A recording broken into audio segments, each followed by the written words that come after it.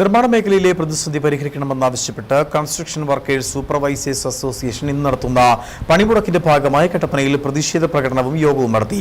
അസോസിയേഷന് കീഴിലെ മുഴുവൻ അംഗങ്ങളും പരിപാടിയിൽ പങ്കെടുത്തു.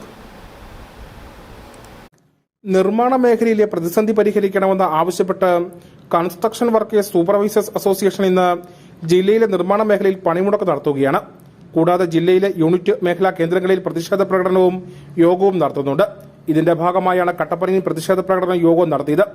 കട്ടപ്പന ഓക്സിലറി സ്കൂൾ ജംഗ്ഷനിൽ ഓഫീസ് പടിക്കൽ നിന്ന് ആരംഭിച്ച പ്രകടനം ടൗൺ ചുറ്റി ഗാന്ധി സ്ക്വയറിൽ സമാപിച്ചു.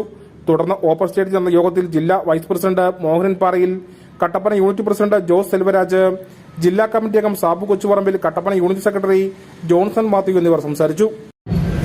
ഈ 8-ാം തീയതി ഇന്ന് കട്ടപ്പനയിൽ ഈ തെരുവോരത്തിൽ ഇത്തരമൊരു സൂചനാ പണിമുടക്ക് നടത്തുവാൻ ഉള്ള സാഹചര്യം എന്ന് പറയുന്നത് ഇടുക്കി ജില്ലയിലെ എല്ലാ സഹോദരങ്ങളും സുഹൃത്തുക്കളുമൊക്കെ നമ്മൾ മനസ്സിലാക്കണം.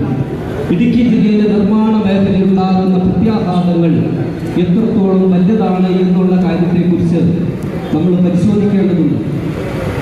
ഈ കഴിഞ്ഞ കാലയളവിൽ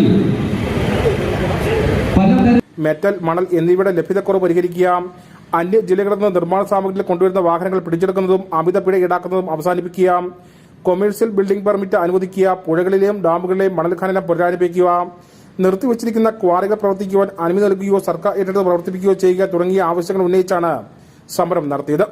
ന്യൂസ് ബ്യൂറോ, കട്ടപ്പന.